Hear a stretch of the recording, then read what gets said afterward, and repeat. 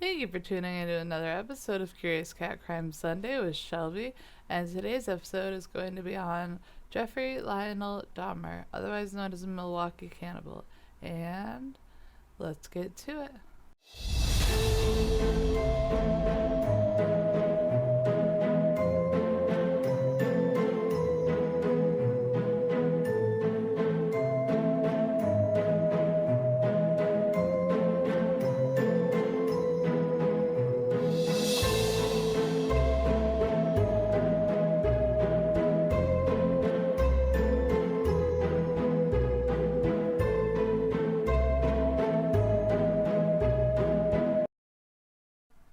Jeffrey Lionel Dahmer was born May 21st, 1960 and died November 28th, 1994.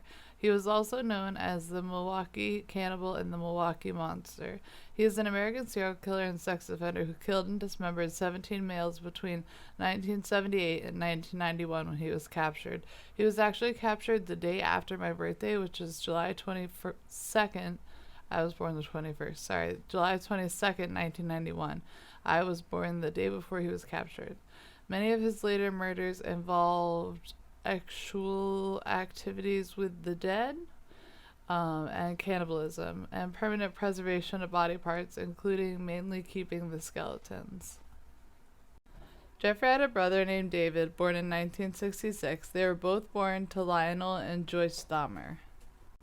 Lionel and Joyce's marriage was an unhappy one, and in his teens they divorced.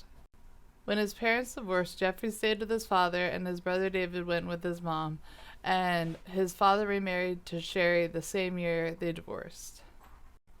When he was younger, his parents claimed that they did not know about his killer instincts, even though he had a fascination with animals and their anatomy. In school, Dahmer would often drink and be the class clown. He would act out, and as fellow students have said, he would run down the hall screaming. Or one time he collected money and said he would do something silly at the mall. And what he did was he went up to a lady who was handing out sunflower seeds, I want to say they said it was. And he was taking one and one and one and one and one. And they would spit them all out and go, I'm allergic, and start screaming and running. And so they found him to be the class clown, but little did they know that he was suffering mentally and he had these killer instincts on the inside. As he put in his own words in an interview, his killer instinct started young, and he had these impulsive urges which he held on to until 1978, when he was coming back from a shopping mall, and he had had fantasies about picking up a hitchhiker and bringing them home, drugging them, and keeping them forever. He saw a hitchhiker and picked him up. This hitchhiker was 18-year-old Stephen Hicks. This would be his first murder. When he brought this hitchhiker home, which was Stephen Hicks, he brought it to his parents' house in Ohio, where he strangled and beat him with a barbell before taking apart the body and placing it in trash bags. He says himself, no one had a clue what was happening for over a decade. He would not murder again until 1987, and in intervening years, he had joined the army and was stationed in Germany, where he was eventually discharged due to problems with excessive drinking. Of those 9 years without a victim, Dahmer said his urges were always there. What he lacked was the right circumstances. He says, there was just not an opportunity to fully express what I wanted to do. This was just not a physical opportunity to do it then. Dahmer briefly returned to Ohio to live with his parents following his military discharge, but was arrested for drunk and disorderly conduct, for which he was fined and received a suspended jail sentence. Hoping his grandmother would be the tempering influence of their son's ongoing drinking, Dahmer's parents sent him to live with her in Milwaukee, Wisconsin. This was the beginning of the downfall. In August of 1982, Dahmer was arrested again, this time for exposing himself at a Wisconsin state fair. Dahmer was convicted and fined $50. Again arrested in August 1986, he is charged with disorderly conduct. Arrested for self-touching, how do I put that in words I can say on YouTube, in front of two boys. Dahmer told authorities he was merely urinating. Charged with disorderly conduct, he was sentenced to 1 year of probation and to undergo counseling. In 1987 of September, he was once again kills his next victim, which is 9 years after his first. After taking Stephen Tuomi, 24, back to a hotel room, Dahmer said he awoke the following morning to find Tuomi dead alongside him in the bed. Dahmer would later tell authorities he had only planned on drugging Tuomi and had no recollection of beating him to death with his fists. Placing the body in a suitcase, Dahmer transported it to his grandmother's basement, where a week later he took it apart and placed it in trash bags, except the head, which he retained for a further week before boiling it in industrial detergent and bleach and eventually pulverizing the brittle skull. October of 1987, Dahmer lures in another victim. He brought 14-year-old James Dockstader to the basement of his grandmother's house after promising him $50 in exchange for posing for nude photos. I don't know. I guess I can say that. After drugging him, Dahmer strangled Dockstader, disposing of his body in a similar fashion as Tuomi. In March of 1988, Dahmer meets his next victim outside a gay bar. Richard Guerrero met his killer outside a Milwaukee gay bar. Dahmer offered Guerrero $50 in return to his grandmother's house and spend the night with him. After drugging Guerrero with sleeping pills, Dahmer strangled him before performing actual acts on the dead body. This time, Dahmer dismembered the body within 24 hours, but hiding his killings and dismemberment was becoming increasingly difficult, he says. September of 1988, Dahmer is arrested for sexual assault. Dahmer's grandmother had become annoyed with his bringing men to the house late at night and with the foul smell emanating from the basement, so she eventually told him to move out. Within days of securing a one-bedroom apartment, Dahmer was arrested and charged with second-degree sexual assault and enticing a child for immoral purposes after luring 13-year-old Keeson, excuse me if I say this wrong, synthesophone back to his apartment, where he drugged and did things to the boy before his intended victim escaped, taking his story to the police. Dahmer spent a week in jail before being released on bail. If they had only kept him. March of 1989, aspiring model Anthony Sears, 24, became Dahmer's fifth victim after they met at a bar. Dahmer, fearing his apartment was being watched by the police, brought Sears to his grandmother's basement to be drugged and strangled.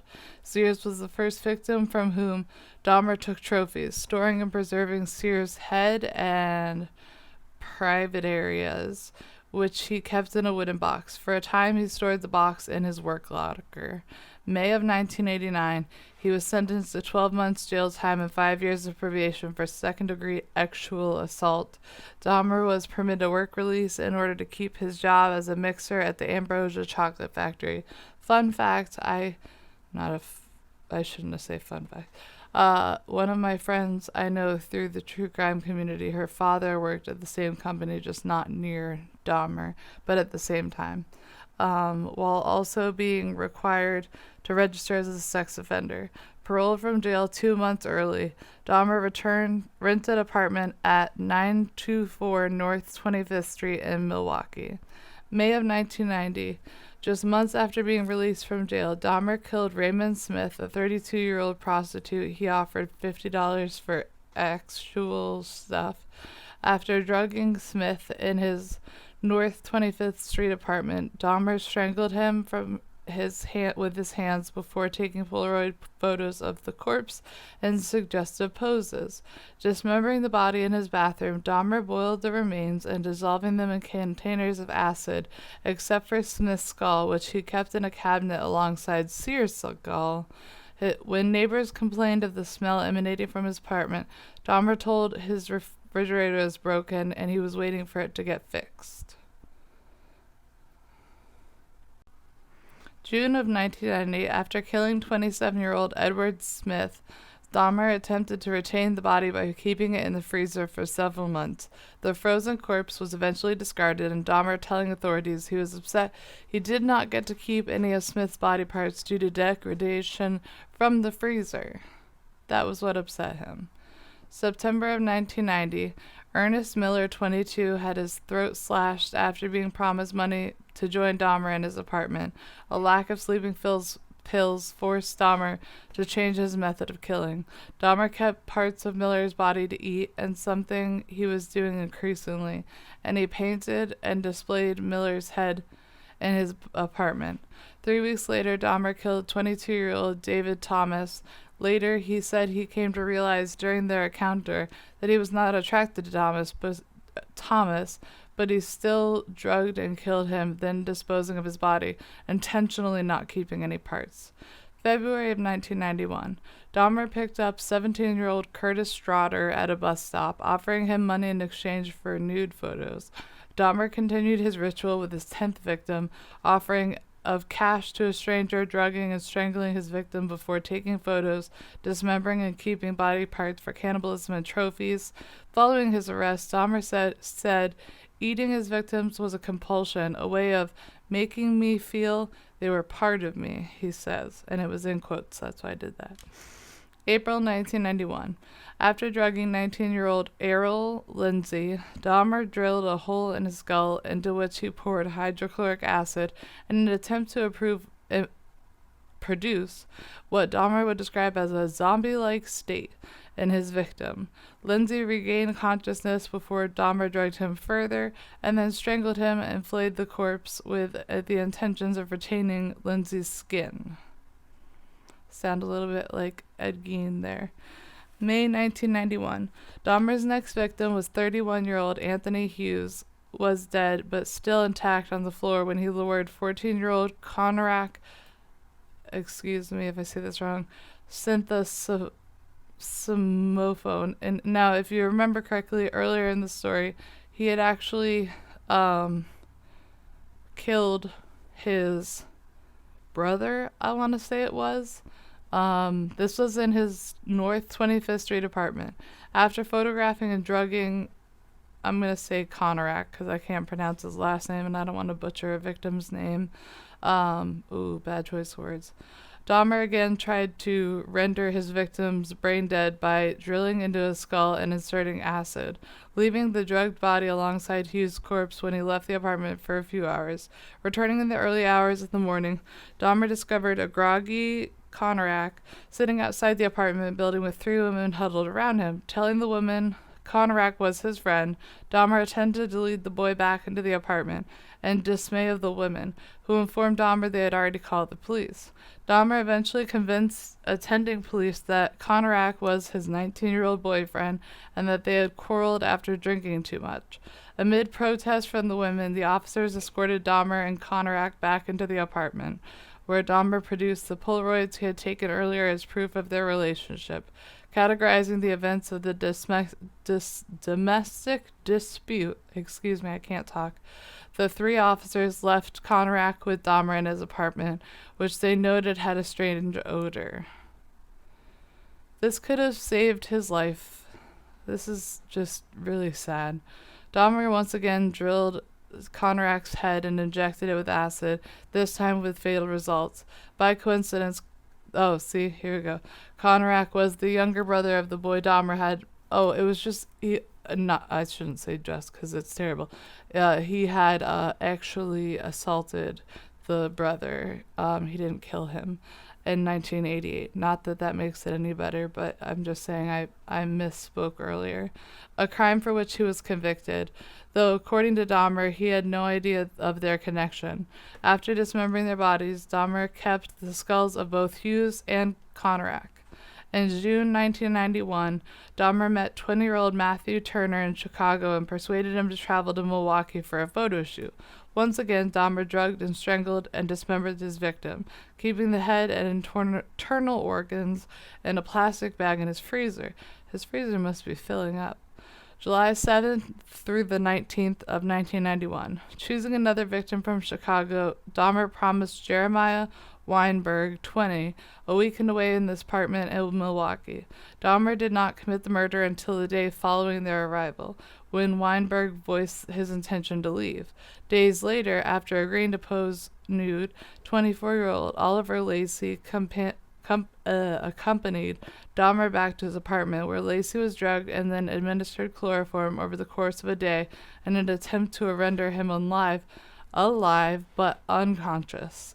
After strangling Lacey, Dahmer had actual things with the corpse, storing the head and heart in the refrigerator and the skeleton in the freezer.